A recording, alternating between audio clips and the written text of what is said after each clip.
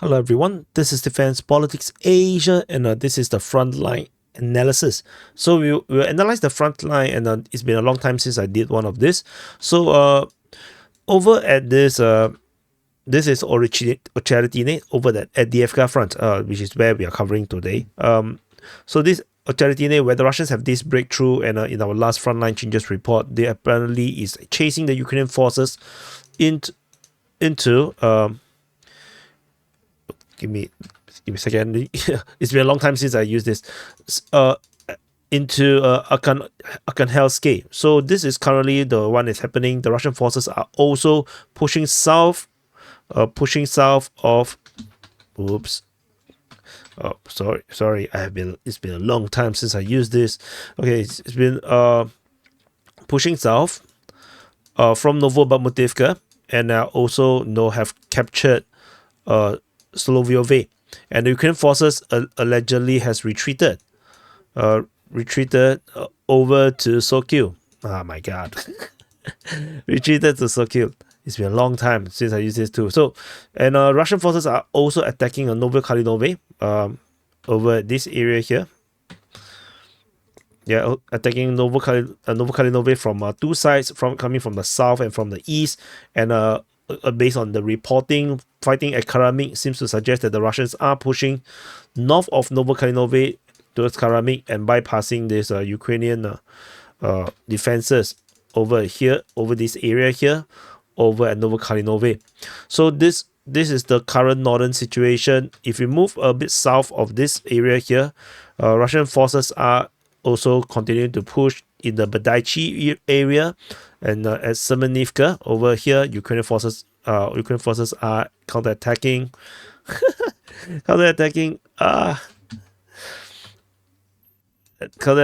though, and trying to block the Russian from making a breakthrough out of this area here. So, and of course, and then we also have other fightings, including in this area here. I think this is Umanske. Russians are attacking at Umanske, and the Ukrainian forces are holding the line around here, which they were likely to hold this position for some time. Is a good position. So if we zoom out a bit, if we zoom out a bit, you'll be able to see there's still a lot of land that the Russians need to conquer. So no, the war is definitely still going to go on for some time, and so when this is Avdiivka city, in case you do not know, you can see the telecom, the wet waste heat around here. This area here. This is where the Avdiivka city was. During the fall of the Avdiivka city, Ukrainian forces desperately quickly tried to reinforce and create a new line of defense over at this area here. So the Ukrainian forces was sending forces trying to hold the fighting around the east of Avdiivka region here, and they quickly built a defense line along here. Let me draw the line. Push up Novoselivka, Persia, and along the tree line around this area here, they are trying to build a defense line in this area here, and of course, there's multiple defense line in this area here, trying to hold the line in this area and ending around here. However, the Russians, seeing this heavy defense line and with the natural barriers, this seems to suggest that the Russians are going to do a push. So with this capture of OCHERETYNE, the Russian forces seems to be planning to go around. You're going to plan to go around and go along the railway line towards Pokres, and they can actually swing southward and attack the Ukrainian forces from the rear. So this seems to be something that is happening, but with this push to Arkhangelsk also suggests that the Russian forces may plan to capture Arkhangelsk and then attack into the rear positions of Novokalinove, and this would actually force the Ukrainian forces into a massive withdrawal from Karamik and Novokalinove, because you don't want to be encircled, and the Russians are indeed pushing northward from this area here while they are attacking Karamik. So with this becomes some sort of a pincer that is not so obvious, but the Ukrainian forces would be a bit worried if the Russians did capture Arkhangelsk and allow them to swing towards the rear. This area here is actually part of the New York front, and this is where the fighting not really happening much. So we'll more or less ignore this.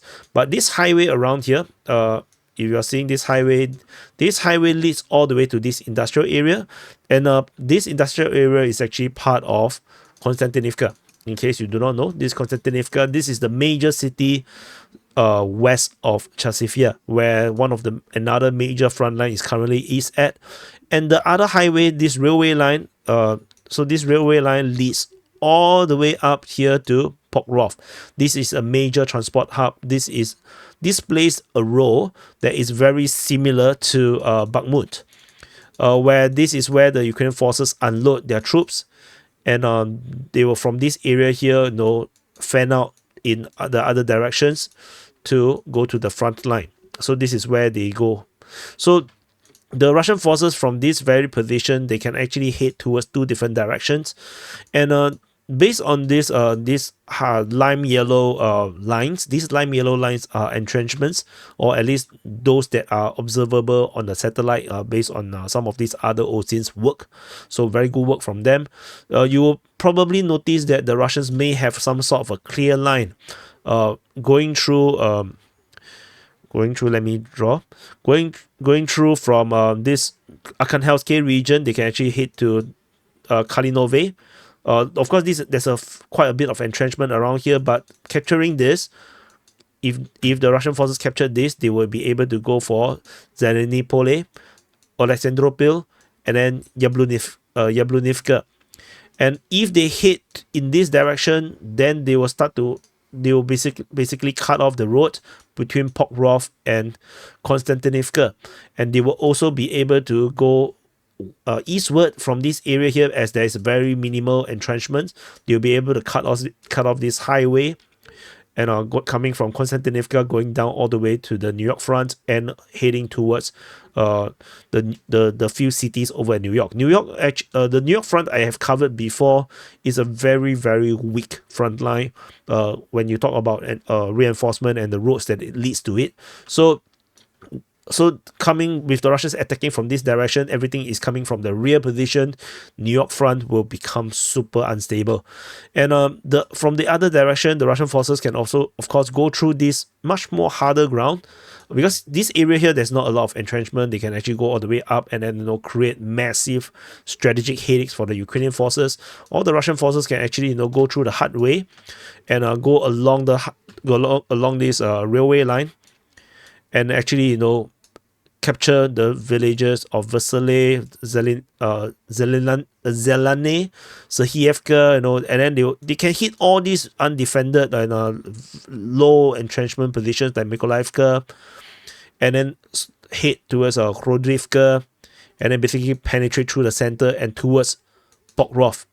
And if the fighting go into that direction, this entire defense line around here becomes totally irrelevant.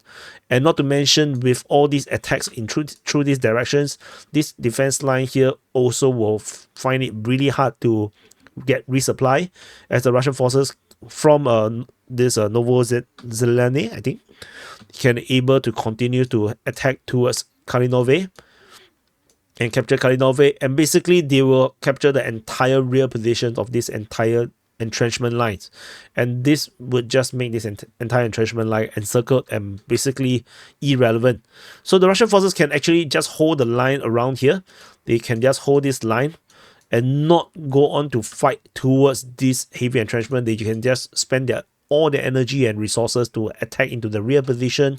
This entire front line will just collapse on its own. They will just do a mass withdrawal, something similar to the situation during the fall of Severodonetsk and Lysychansk.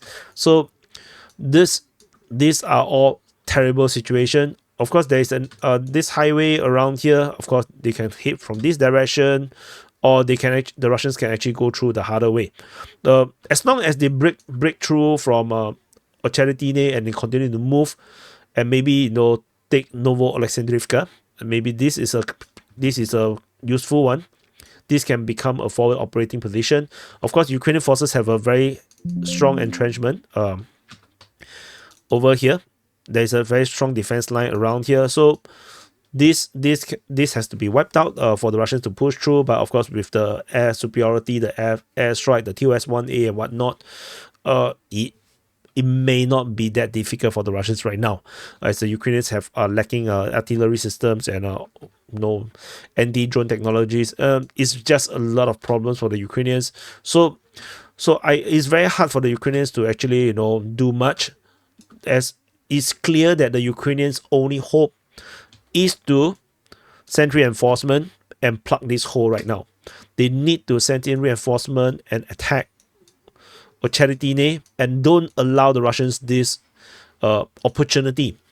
Keep them stuck at OCHERETYNE and do not allow them to break through. Because once this breakthrough happens, it's just going to be very difficult. It's just, I'm not sure how are they going to stop them. There is, because of military superiority of the Russians right now, it's just difficult. Everything is just difficult. So you have to play chess. You have to just be strategic about where you defend. Building this heavy defense line, just let the Russians to go into a different direction. Of course, on the grand scale of things, you may think that it's still very big, it still take some time. But I mean, it's still the same problem. You still have to spend money and resources to build new entrenchments. So this is the current the analysis of the situation, particularly. So we're gonna sum up a bit. From OCHERETYNE, the Russian forces can actually go on and take Arkhangelsk, go to the rear, collapse the entire Novokalinove and the Karamik front over this area here. And then from here, they will have a strong position. They will be able to take Kalinove, build a forward operating position here, go up north to Zelenopole, go Alexandropil. They can actually cut the roads, go up to Konstantinivka, and then they will become a pincer from two different directions. One attacking Chasivya coming from the Bakhmut front, and then from this area here hitting Konstantinivka from the rear. And or the other alternative is to actually hit down the railway line and hit all these small villages all over the place and attack the rear position of this stronghold, this entire strong line that the Ukrainians have hastily built up, reinforcing whatever they had already beforehand that was supposedly defending a breakthrough coming from the Avdiivka Front. So Russian forces can just hit the rear and or just ignore it, just continue to move towards Pokrovsk, casting this entire front line become invalidated or become useless. So anyway, this is the frontline analysis of the Avdiivka Front. So this is also known as the arrow video, arrow map, because it's just full of arrows. And I hope you enjoyed it. Do let me know what you think. Press the like button, subscribe, and let me know if you want more of this analysis and all these arrow maps, because these arrow maps may look very crazy, but there is a process to it. If you watch from the beginning to the end, you understand what the hell is happening. But if you just come in uninitiated, seeing the final final mapping, it will look like this is just fantasy, but it's not that fantasy. So anyway, thank you for watching, and I'll see you guys in the next update.